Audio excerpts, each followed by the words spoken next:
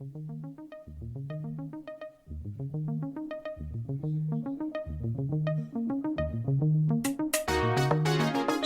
recorded from deep inside the bowels of a decommissioned missile silo, we bring you the man, one single man who wants to bring light to the darkness and dark to the lightness. Although he's not always right, he is always certain.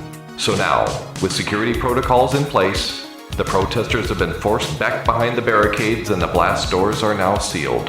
Without further delay, let me introduce you to the host of Hutcast, Mr. Tim Hutner.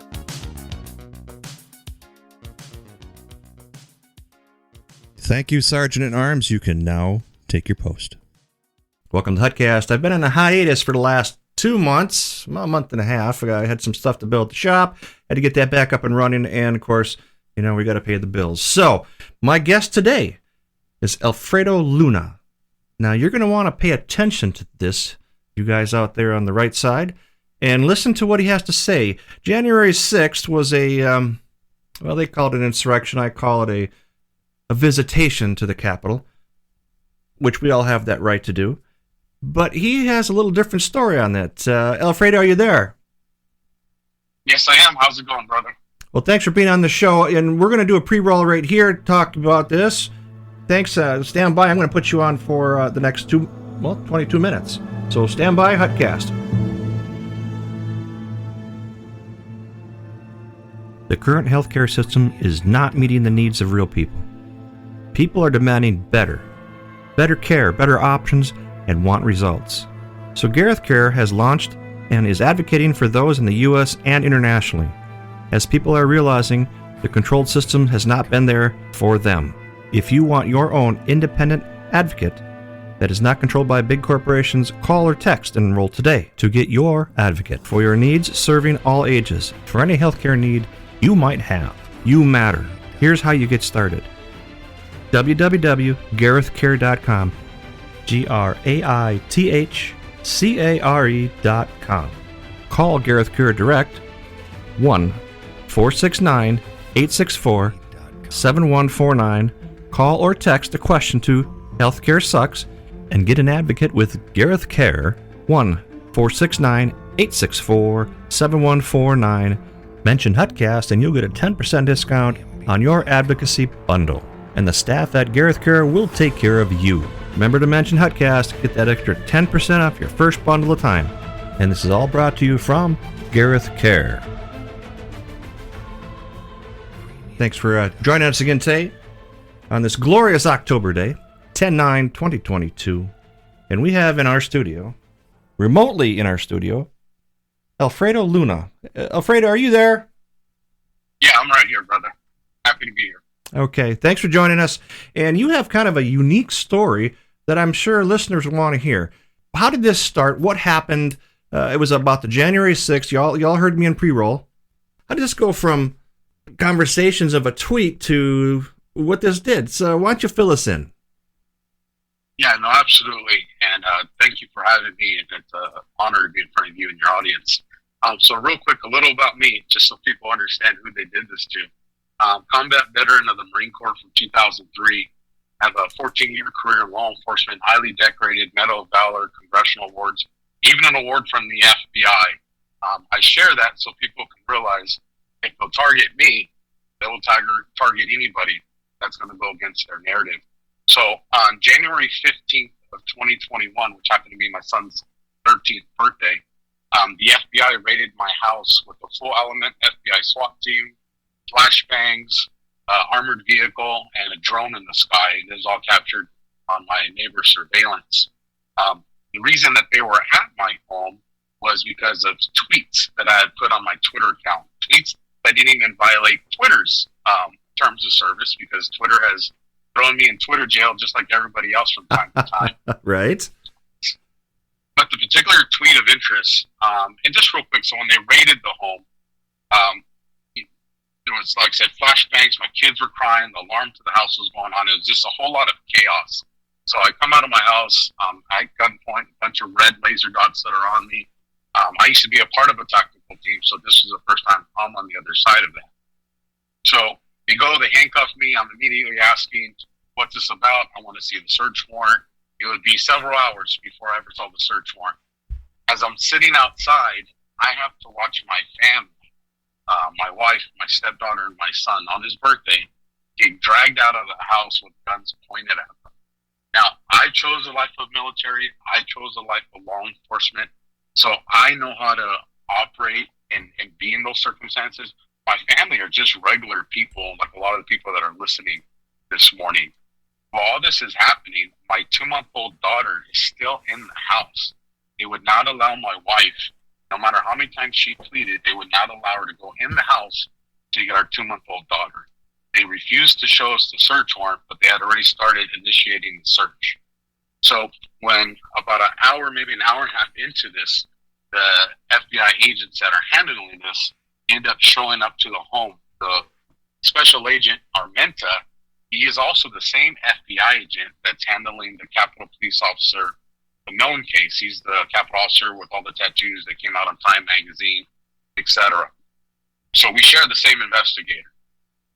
So they end up opening, they take me to the back of my house, they take off the handcuffs, ask for my attorney, they refuse, and just continue on with the interrogation. So when the FBI agent opens up his folder, in there I see screen printouts of my Twitter account. So in my head, I'm like, you got to be kidding me. So they said they're there based off the January 6th investigation, that they received information that I wanted to disrupt the January 20th inauguration, and they wanted to question me. So I told them, listen, nothing in my social media is violent. I don't advocate for violence. I'm still a firm believer and supporter of the Thin Blue Line family. I go and I would like my attorney. This is the point where I didn't get my attorney and they pushed on with the questions. The one particular tweet that they showed us that was of significant value to them, as they took it out of context, was me stating, you know, there's an evil that's taking over our country. Will you bleed with me? Will you fight with me? Would you even die with me as we take on this evil? I'm a Marine veteran, a law enforcement veteran. It's time to patriot the F up. Now, in this tweet, I don't identify who the evil is. And it's funny that I never caught that until someone else brought that to my attention. Right. The other thing is I've had my Twitter account since 2009. At the time, I want to say there was probably somewhere around maybe 13,000, 14,000 tweets that I had done.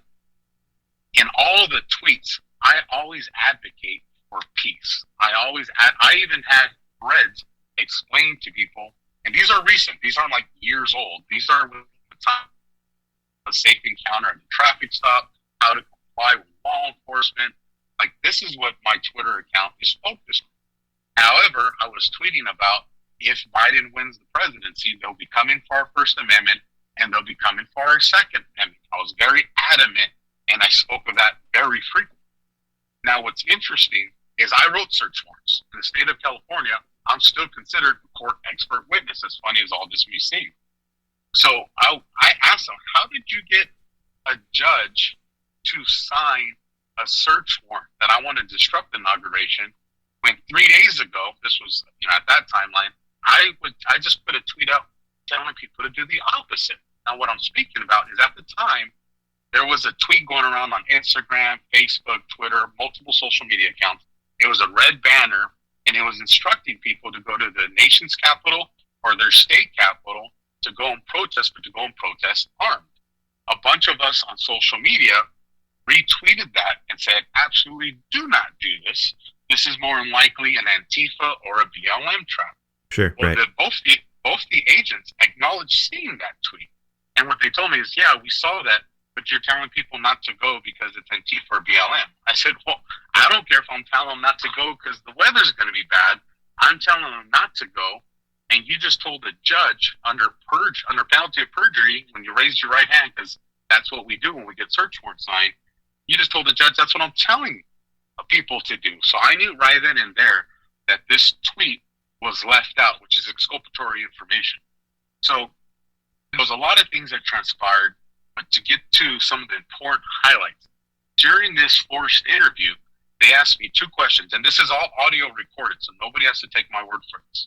2 questions that they asked me in the thousands of interviews that I have done with victims, witnesses, and suspects. I've never asked this. The first question was, what party are you registered with? And I told them the Republican Party. The second question they asked me is who did you vote for president? Oh. President Trump. This, and I share that because if people still don't think that the FBI is being used as the political strong arm of the current administration, then just go listen to the audio from my investigation. That has no bearing on any investigation. It's none of their business. I just answered it because I'm not ashamed of who I voted. Well, I'm assuming that we can get that audio. 100%. Okay, yeah, so we can put that as a link on the show. That's public information. And I can actually, my attorneys have a copy of that, so I can grab a copy of that audio as well. Nice. So in addition to that, like I said, there was a lot of questions that took place, but we'll forward to the end of this contact. So when they're getting ready to leave my home, I said, so what do you guys want? Do you want me to, delete my Twitter, delete my social media? Like, I don't want my family going through this again. The response was, no, we don't want you to do that. You seem like a good guy.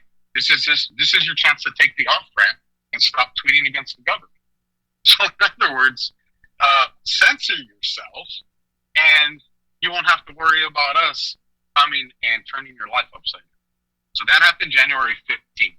5 days later, they ended up arresting me on Inauguration Day, January 20th, while I was at work. I worked as a gang officer and security officer for the Palm Springs Unified School District in Southern California. The arresting charge in California is Penal Code 30605. It's possession of an assault weapon.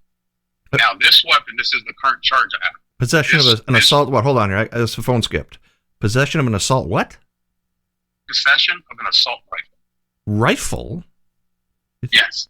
So the rifle that they're charging me with is the rifle that I used for 10 years in my police work that the agency has paperwork on, the Department of Justice has paperwork on, and I have paperwork on. But to this day, they still will not give us the investigative report, so we don't even know what angle they're taking. Where's the rifle now? So the way they got my guns is on the day they served the search warrant, they got what's called a gun violence protective order based off California red flag laws.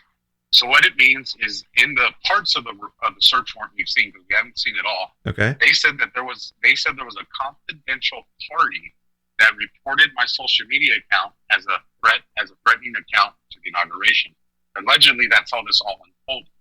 So what they did was they took all my firearms that I've had from law enforcement and all that, and they still have all that stuff. Holy cow. And what they're saying, and like I said, we don't know what angle they're taking, but they're saying that I don't have permission to have my rifle. And like I said, we're still going to court on that, and I'll cover that part towards the end of this. So on the day that they make the arrest, it was in the evening, one of the Palm Springs officers, I was there with the FBI, he was, hey, do you know what this is about? And I said, yeah, this is about my social media there at my house a few days ago. And he goes, no, it's about a rifle. And I'm like, no, it's about my social media. And he goes, no, it's the rifle. So at this time, the FBI agents are coming over. And I said, hey, what's the bail and charge on this? And he said, it's $250,000. I said, well, what are the other charges? Because I've arrested people for weapons violations, and it's usually like a $30,000, $35,000 bail. So for it to be $250,000, I was like, there has to be more charges. They said, no, that's the only charge. So what I knew right then in that moment was that means they did what's known as a bail enhancement. Now, what that is, in the state of California and other states have them as well, is if you think a suspect is so dangerous that if they're let out of jail, that someone's going to be hurt or maybe even die, like it's that extreme, you can do what's known as a bail enhancement. We usually save them and reserve them for like domestic violence cases that are extremely bad. To this day, they won't even show us that. So we don't know what they told the judge to get that kind of bail. So I get transferred to the county jail for processing. And as I'm getting there, I'm saying, you know what, this is California. Our judicial system is a little jacked up, so that's going to benefit me here. Because since this is a non-violent charge, it doesn't matter what bail they put. As soon as I get there, I should get fingerprint, photograph, and I'll get what we call as fed kick, just to appear with the court gate. So when I get to the jail, and just so people understand, at the two jails that I was offered to go to, I have active homicide cases and attempt homicide cases at these jails. So I'm target number one once I show up. When I get to... And no protective custody, I would imagine. So, well, I assumed that they were going to put me into protective custody, That's normally what that procedure would be. So when I get to the jail, they shut everything down. So this way that I get booked in by myself. So I asked the watch commander, I said, hey, Sarge, I go, this is going to be a Fed kick, right? And he goes, well, we're checking on something.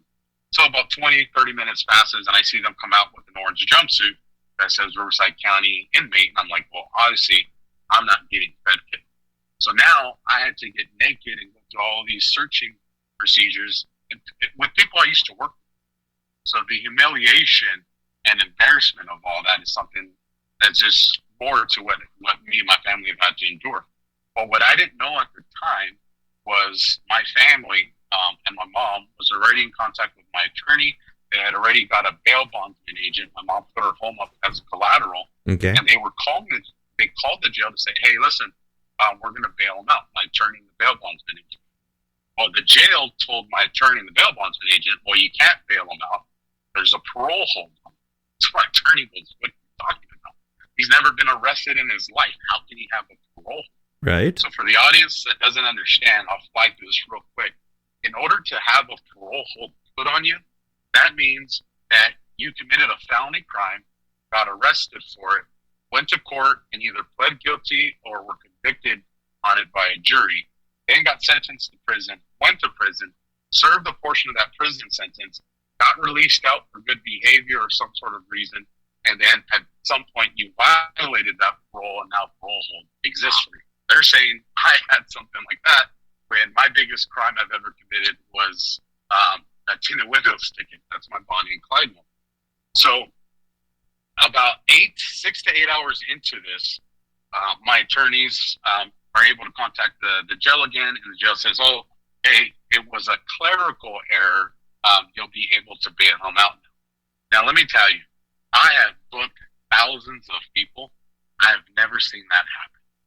What that is they created some type of issue to ensure that the only way that I was going to get out of jail was for my family to come up with a $250,000 bail when they knew we didn't have that money to begin with, because the FBI has already been through my financial records. Sure. So I get released. I get in contact with my attorneys. We start trying to figure this out. So now I'll fast forward to August the 4th of 2021. So this is the second time the FBI comes to my house. This time, it doesn't have all the theatrics that they did the first time. It's just the two investigators, and they say they're at my home for the purposes of returning all my electronics that they took. Did they return them? Yes, they did. They brought my laptops, my phones, multiple computers. They brought all that stuff back, flash drives. But the reason this date is specific is during the course of law enforcement, one of my partners, Officer Jermaine Gibson, died in front of me. He burned alive in front of me. During the pursuit, he crashed. Me and a partner were trying to pull him out. We failed to do so, so we watched our friend, who was a Marine veteran, Purple Heart recipient, we watched him burn alive. I'm sorry to hear that. He's with us. He's always with us. He's always watching my six. Yeah. When they did the initial interview back in January, one of the guys that was there says, we know about Jermaine. Thanks for trying to save him. So they were aware of who he was. They were aware of what I went through. And in California, part of that gun violence protective order is if you can show somebody is mentally unstable, it supports the reason to take guns away from these people. So people need to understand, I've been in multiple shootings, multiple things. They picked the one thing that they figured would get some type of emotional response from me. That way they could articulate it, since they didn't have the actual criminal probable cause of their investigation. So now back to August the 4th, the reason that day is important, that's Jermaine Gibson's birthday. And they know that. They know that historically I've always either tweeted or said something, in remembrance of my friend. So they showed up on the day of his birthday hoping that they could catch me either emotional or something. So these people were electronically hunting you. 100%. Absolutely.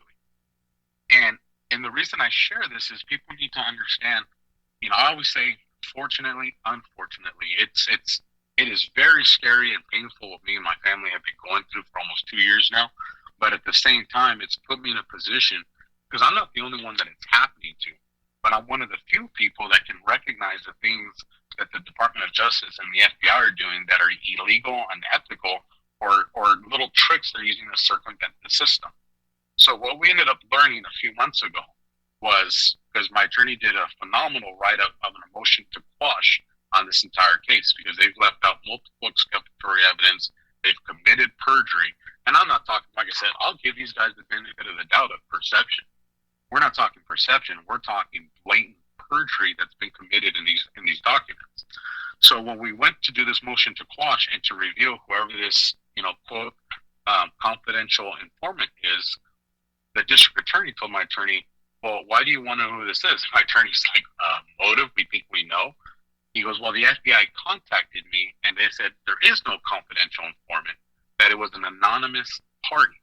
Now, like I said, we haven't seen the whole search warrant, but from the parts we've seen, there's 3 different locations in that warrant where they write the word confidential informant, confidential citizen, or confidential source. Mm-hmm. Okay. Now, Alfredo? Why this is, go ahead. Hold on a sec here. We are 18 minutes into this first segment. I have to take a cut here. Let me start up this next segment by this confidential agreement. Can we do that? Absolutely. Okay. Hutcast, stand by. I got to take a commercial break.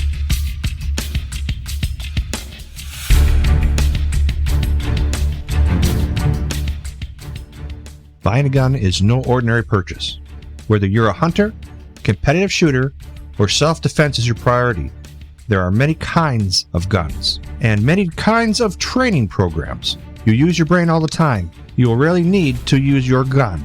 Before you find yourself in a situation where you need to make a critical decision, make sure your training is the best you can get. It could be the difference between life and death, or freedom or detention. For the best quality training, check out permittocarry.us. If you live in Minnesota or Wisconsin or even Florida, give Gene German a call, 612-388-2403. That's Permit to Carry US. Or call Gene German at 612-388-2403.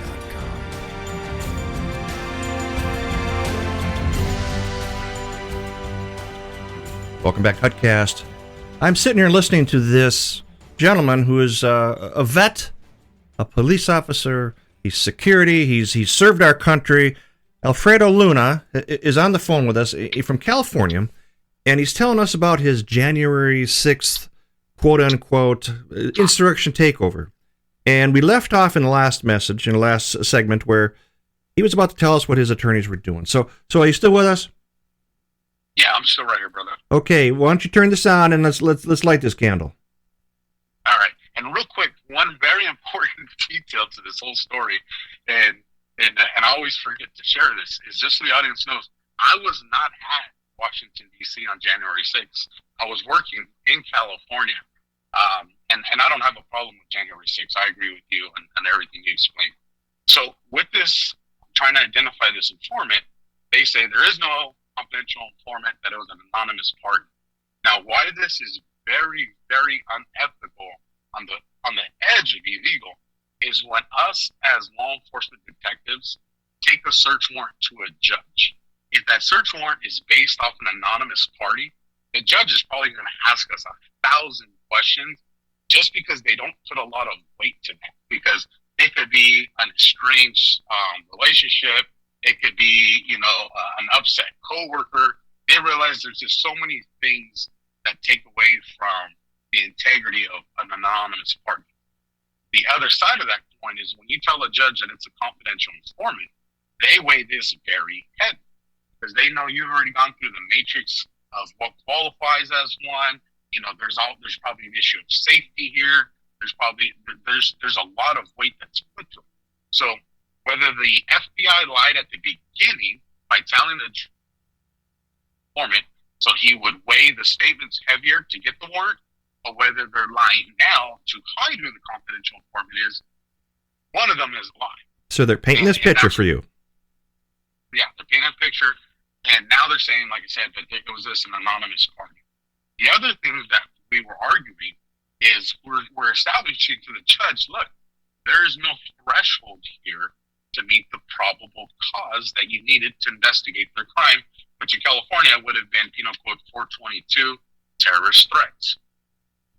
During the original interview, one of the FBI agents made this statement to me, and it's on audio, and I'll share this with you guys as well. He made the statement of, I know that you tweet in the way that you know your tweets don't break the law because you know how to say things. So what he's saying there is I know you didn't violate Penal Code 422. So even though I told a judge that I want to investigate you because I think you did, I've already established the mind frame that you didn't. So that's perjury. That is a crime. He lied to a judge to investigate a crime that he has admitted on audio he knows doesn't exist. So these are some of the things that we brought to the issue in front of the judge. Well, with the judge, what we found out is and this is the part that should scare everybody.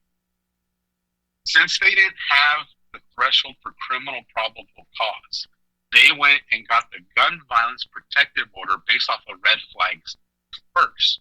So this way, when the judge warrant, if it didn't meet that probable cause threshold, it's automatically going to get granted anyways because a gun violence protective order is enough for them to sign the warrant.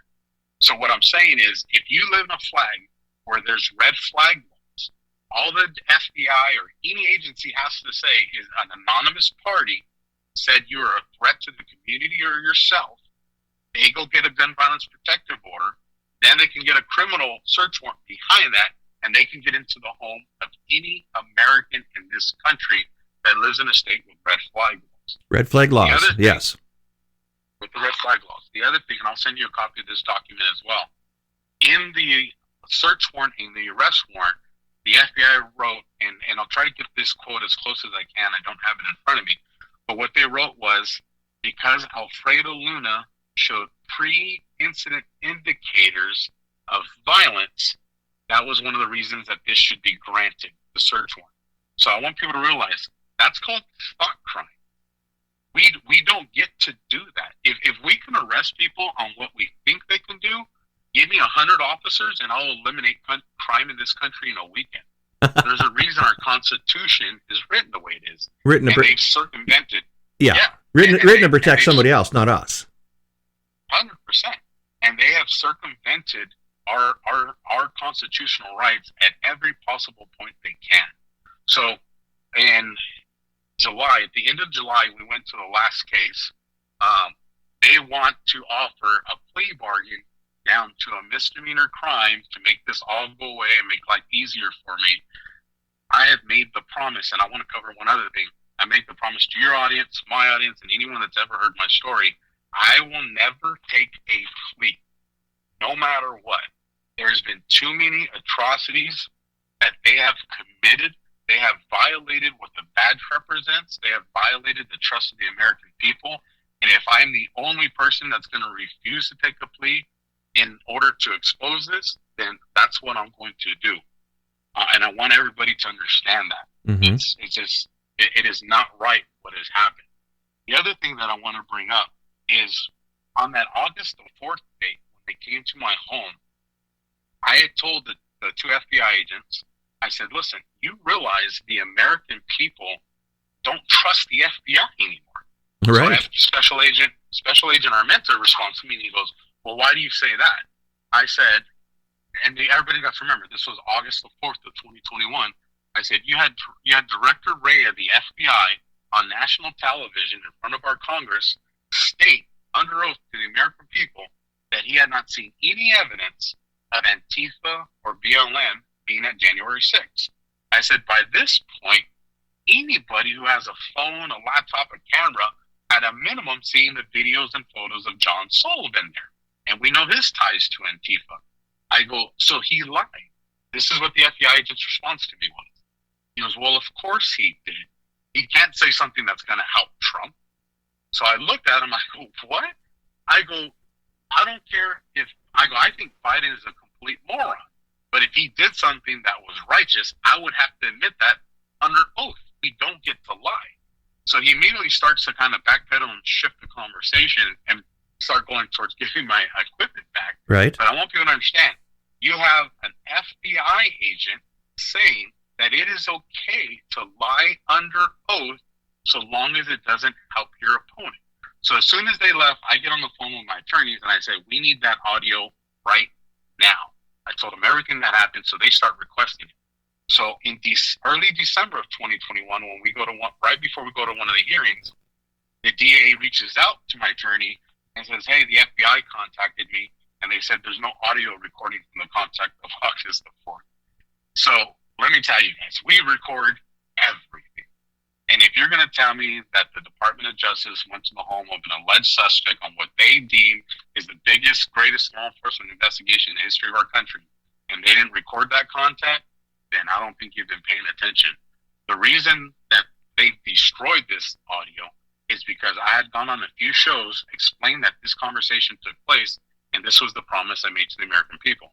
I said, if a judge puts a gag order on me, I will still release this audio, and I'll deal with the consequences of contempt of court, because that's how important it is for the American people to hear that an FBI official said that it is okay to commit perjury under oath.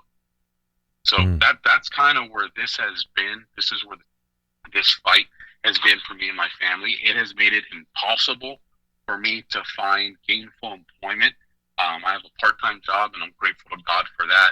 But, I have an outstanding resume, but every good job I've applied for, as soon as they run that background check, this pending case populates. And like I said, it's literally turned mine and my family's life completely upside down. Mm-hmm. I can only imagine. Let's do Q&A. I got some questions along the way here, and it's certainly an atrocity of justice, especially to someone like you who've served so much. Now, first off, when you asked for your attorney, and they didn't provide that for you, is that what I'm getting? That's correct. Why did you keep talking to them? My family is being held hostage against me. I'm sitting on the back patio. On the other side of that sliding door is my wife, my kids, my baby, and I just wanted to see them. And if answering them some questions was going to make it go by faster so I could see my family and what's going on with them, that's what I was going to do. Because I was clueless. I don't know if my family is being questioned. I don't know if they're they're on their knees. Like, I just didn't know the condition of what my family was in. So do you believe that they held you emotionally hostage so that they could gain information and kept you separated? What to get information? Oh, no, 100%. There's no doubt in my mind that's a tactic they use. Have you used this tactic? No, I've never used this tactic. And the reason I've never used it is because any good attorney is going to bring this up in the course of a jury process, and they're going to say, hey, this was a completely coerced statement, and that statement's going to get thrown out. So it's not, you're risking a really good case by using that kind of tactic. Was this thrown out in your situation? No, we're still going. I go back to court on October the 17th. Okay, so this is a tactic well deployed by law enforcement personnel, military, whoever, to divide and conquer, keep you in the question and knowing you don't know what your family's going through. You know this, but you still feed them intel. Yeah, there was I guess you could say, because I've been in this game for so many years, I can kind of smell, what kind of trickery they're going to use, and I know how to safely answer something, not giving them the ability to take it out of context. But I would advise the everyday American, do not say anything, because they can take it out of context, they can manipulate your words, and they can use it against you. So you felt safe and vindicated because of your prior training? Absolutely. Did it help or hurt you? We don't know yet. We're not going to know until we get to jury trial. Okay. What I will say is, in my situation, as I look at it, hindsight, I think it will help, because if I don't make a statement and it's just going off of this, sealed document that we don't know what it says, and we've already seen all this evidence of perjury, then I would think a jury is only going to hear that one side. So I think they can't ignore that this is an audio recording. This is what Alfredo Luna said. Like, they don't get to hide that like they've hid everything else. They'll pull that in discovery. They're not going to, but we're going to. I would imagine. Somebody would. My audio statement doesn't benefit their case, so they don't. I'm pretty sure they don't plan on using it. So we'll be the ones that have to introduce it as evidence. Okay, and who exactly are you in court against? The FBI, California, the DOD? Who are you up against? The FBI in the state of California. Okay, and that's the main branch office. Period. That's the place that everybody goes to, right? For FBI. That's the place that everybody goes to. They use the FBI case number, and we're handling it since it's a state charge. We're handling the state of California, but it's with the FBI case number. Was the state of California in conjunction with this, or was it strictly with the feds? As I understand it right now, it's strictly just the FBI and the task force, the Joint Terrorism Task Force that's attached to them. I don't know of any other agencies that are attached to it. So as of right now, it's just the FBI. The FBI. And in order to come into California, in whatever state, I'm in Minneapolis here, you have to have a judge's signature local, not just a federal judge. Am I correct on that? Yes, and there lies the problem of why they create these Joint Terrorism Task Force units. Because what they do is, by having a task force, you have your local agencies on there. So now you have jurisdiction through local law enforcement, but it's being investigated and funded through the arm of the government, the FBI. Okay. Let's shift a gear here. These people are thought police, is what you're saying. I heard the quote, thought police. And because of your freedom of speech, your First Amendment rights, they targeted you. They could target a million people. But why seclude you into this here?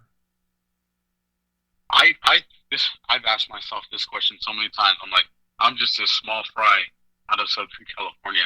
I don't understand why it would be so important to target me.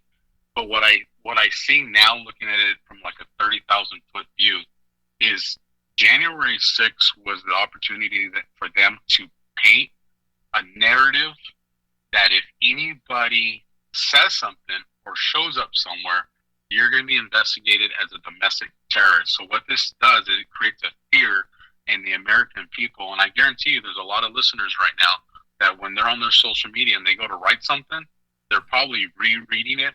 They're probably editing it. In some cases, they're probably deleting it before they ever send it, because a fear has been created in the population not to utilize your freedom of speech to redress your government.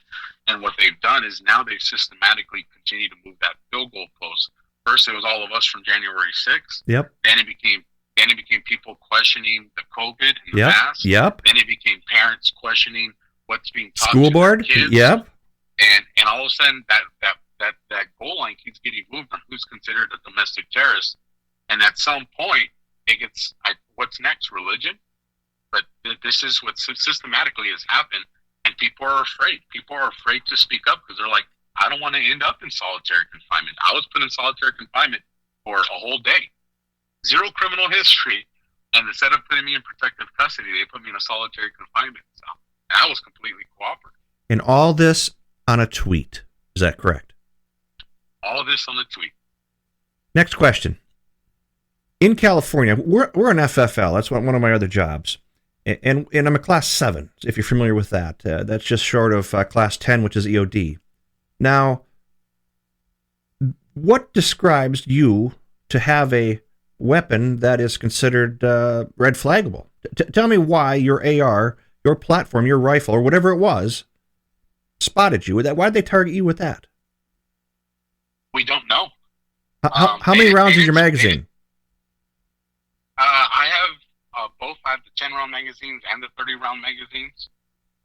But we don't know. And why they specifically chose that firearm, like there's a Springfield firearm that I had. There's Smith & Wesson firearms that I have. Like I have multiple firearms, but because they haven't released the police report to us, we don't know. Like, okay, it's been a struggle for my attorneys to even kind of figure out where they're going, because everything is, well, not everything, but the majority of everything is still sealed. Now, when they caught you with this rifle, and when they broke into your home, and then they violated your civil rights, how many round clip magazine was in the unit then? There was nothing inside the rifle. Okay, then it complies with California law, right? Absolutely. All my ammo and weapons were all separated. Was your weapon a fully automatic modified? No, it was not. Did you have a bump trigger? No, it did not. No modifications to it. So your rifle was a what? A Bushmaster? What kind of gun you got? The M&P, the Smith & Wesson M&P. M&P, which can be bought off the shelf at any sporting good any sporting good in the country, right? Absolutely. No mods, no silencers, no what do you call it? Those folding stocks. There's no barrels under 16 inches. The whole deal is all legal, legit. 100%. Nothing on there that modifies it, other than EOTech site that's on there, and there's nothing wrong with an EOTech site. EOTech has nothing to do with your Second Amendment. Absolutely. Wow, this is incredible information.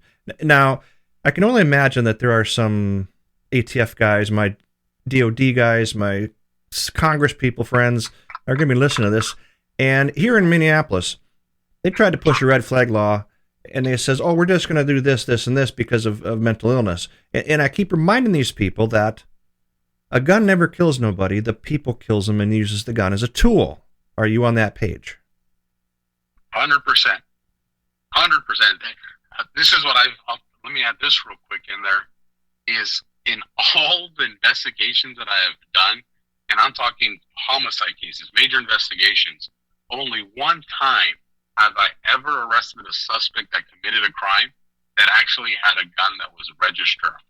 Criminals I'm are sure. not gonna, Yeah. You can have all these laws, Yep. They don't affect criminals. Yep, criminals don't follow laws, and I keep telling these left-wing people. They say the people that buy them on the internet, they're buying 80%ers. And they're assuming that these 80%er people can actually build a gun, make it work, go out, make it cycle rate at whatever rounds per minute, and actually have a dependable weapon. Where the rest of the industry has millions of dollars in equipment, millions of dollars in R&D to make this happen, and yet you're going to have some guy in his backyard make himself an AR that's going to go rip down the people. You follow me on that too? We're looking at a two-tier justice system that's going on right now. I love law enforcement. I want to make sure people understand that. Actually, before I go, if I can add one more thing as well. During the search warrant, because it's important people know this. During the search warrant, the first half of my house, my truck, the garage, and the beginning of my home was just destroyed, turned upside down, looked like a hurricane hit it. The second half of my house was treated with respect. And people would say, well, why? Why did they do that, Alfredo?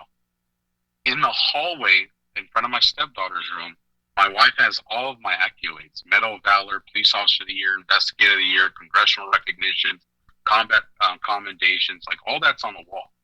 So, and I only know this because my stepdaughter shared it with us afterwards. When the searching SWAT team got to the hallway and they looked at the awards, she said they all stopped there. And while she was being babysitted by one of the operators, she heard one guy, she calls him the bald guy. And if I remember correctly, I think it may have been the team leader. But one of the guys questions him and says, "Hey, are we going to arrest this guy?" And he responds back with, "No." He goes, "I think this is one of the good guys." Now, the rest of my home was treated with, like I said, complete respect, including my bedroom where all my firearms are housed at. The one that you would think is the one that's going to get turned upside down. What that tells me is that at the 0:30 morning when these guys met, because I ran large-scale operations with 400 plus officers, when these guys were in that morning briefing, they were probably given a story of this is a deranged Marine, a scary cop, a domestic terror. Literally, the fear of God was put into these men that they were actually going to the home of someone dangerous. And when they realized by the contact with me, the contact with my family, and the stuff around our house, that this was not the case, it actually changed their searching habits from that point on, which is also confirmed by the search warrant photos, if we're ever able to get that into the public. So you've been on clandestine operations before, and you've had your pre-briefing. Were your briefings taped? Were they recorded? How do you go to the police or the feds and say, "I want that recording of our briefing before we go and bust this guy's house up"? I've never done a video or audio retaping of any of the large scale briefings I did. What I did do though is run PowerPoint presentations, and so we are going to request that if there's any PowerPoint presentations or anything like that, I would imagine a part of that is given to us. Yep, and of course the people that were there, I'd have them on task 2, saying, okay, how were you briefed? Were you briefed that you were a level 7 threat? All this stuff, and if they say that that's what this was, then they painted that picture, they put those in the guys' heads, and they turned them loose. Yeah, because in order to do a SWAT raid, especially where you're going to be using flashbangs, there's a matrix of checkboxes that you have to go through to make sure that you qualify for that first. And I want to see that. I want to see what information was put out there to make them feel that that's what they had to do. Because this could have been as simple as they could have phone called my home, said, hey, your account's been reported for this, and we'd like to have you come in for questioning. And I said, okay, I'll be there, and I'll show it with my attorney. It could have been that simple. But no, they literally flashbanged my home. It is only by the grace of God, because just so, I don't know if your audience knows or if I said it, I used to work undercover with gangs. And I have like very high level cases that I've been a part of. So that fear of, one of these guys ever coming to want to bring harm to me or my family because of an active case that's going on is a very real threat for us. It is only by the grace of God that when my alarm was going off to the house in my truck, that I grabbed my phone instead of one of my firearms. Right. Because had I ran out there to address that, I would have been filled with holes, and the headlines the next morning would have read, crazy, deranged cop, January 6er MAGA supporter, shoots it out with cops or something like that. Yeah. That's the insanity of this. Now, you said you're trying to keep a job. Were you employed by police at the time of the raid? No, I was not. During the time of the raid, I was working with the Palm Springs Unified School District as their gang officer and as one of the regular security officers. Okay, and when did you work for a county or a city last? I worked for the Cathedral City Police Department from 2005 to 2019. Okay, so just before pandemic. Yeah, just before the pandemic. Or shall I say plandemic? But absolutely plandemic. Again, and I'll tell you this. I just got to work. I would love to come and share the story with my law enforcement career, because I know people. If I was your audience and I'm hearing this story, I know it's human nature to be like, no way. Like, there has to be more to this story. Yeah. This is not the country we live in. No, like, it's the country we live in. This is real. And that's what I want people to understand. It's heartbreaking. Don't feel bad for thinking that way if you've heard my story, but this is the truth. I've been 100% transparent with you guys. Everything that I have said, you can get from court dockets, you can get from FOIA requests or audio conversations that we have copies of. I can literally provide tangible proof to everything that I said, with the exception of that August the 4th statement that the FBI agent did, because they said there's no longer audio to that contact. Right. Alfredo, are you on Hatebook? I'm not on Facebook. I am on Twitter, my new account, because they shut down, Twitter shut down my other one about 2 months ago. My new Twitter account is Alpha Warrior Inc. INC. I do have a Rumble channel, which is the Alpha Warrior Show. And you know what, I would, if you don't mind, I do have a Gibson Go, if you don't mind me sharing that with your audience. You go right ahead. I do have a Gibson Go. It's gibsongo.com/defend Patriot Luna. There's also a summary of my story there. If you have the ability to contribute $1, $5, or whatever you can, it really would help my family. Like I said, we're not going to take a plea. We're going to move into jury trial, and that is going to create an expense that we can already not afford. We will be in debt the rest of our lives already. I and my family need help. It's not easy for me to ask for it, but at this point, I don't have a choice. I need help for me and my family. Understood. And for the listeners out there, hit that account up, give them some help. If you're a patriot, you can understand this. I don't believe in magic or coincidence here. I believe something was planned. And his story, it doesn't have any holes in it. It just has victims in it. So get to his account, make it happen.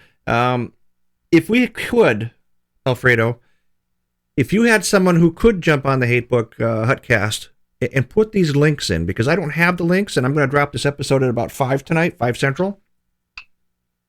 I will make you a spot where you can drop these links where people can hear this under your heading. Okay, awesome. Yeah, I'll definitely get someone to send that to you right now. So Hutcast is on every platform, but Hatebook seems to be the fastest one because it's so networked into everything else. I use the word Hatebook because you can fight over anything on that thing, other than just giving out the word. So I know you're at work. I'm going to pull the pin here. I completely thank you for coming in and sharing this incredible story.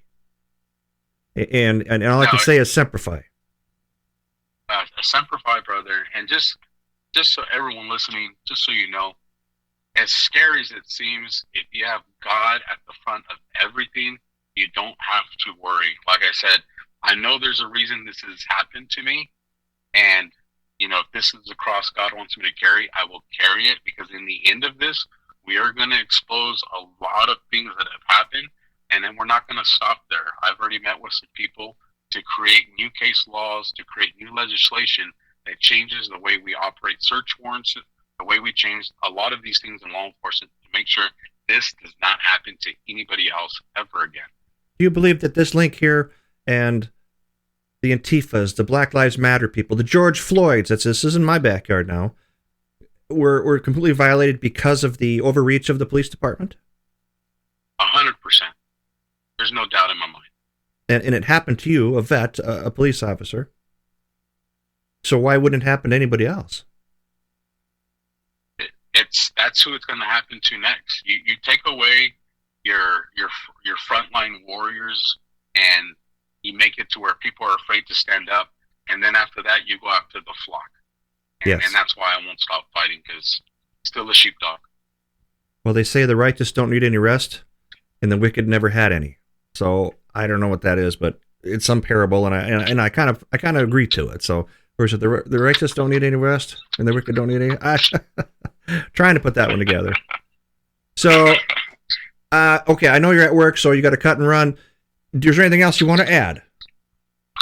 No, just God bless you for having me, and I'd love to come back, share some more stuff with you. Let's get some more intel, because you got an ongoing case here, and it would be interesting from the listeners to see the attorney's points of view, because I just covered a couple basics. I want to hear what they have to say, and if they're saying, yeah, we need to dig farther into this or this, because my questions up front were like, okay, we kept talking. Why are we talking to these guys? But I get what you did, and especially your training. Wow, what a story. Okay, then. Be well, my friend. We will absolutely. We will cut here, Simplify. And we will catch you soon. Again, put those links up there so people can see them. I will make sure they get highlighted to the website. Still there? Yeah, I'm still right here, brother. Okay, all right. So you just get those links up, and we'll make them happen. And may you get through this without too many problems. Yeah, I know that sounds kind of weird, but man, what a crap show, huh? Oh, absolutely. It'll happen. It'll happen the way it's supposed to. It's God's timing, not mine. Understood. For Hutcast, thank you again, and we'll catch up next week. For you guys out in Australia, again, we appreciate you listening in and queuing in. Share some of your information with us. If you have a friend or a situation, a story, write to me. Let's keep that up to speed, because I do read all my emails. For Hutcast, signing off. And that's a wrap for Hutcast. Hutcast is, again, a pragmatic approach to seeing things how some people see them. If you like our show, give us a thumbs up on the Facebook site. Again, for Hutcast, thank you again. Have a wonderful evening.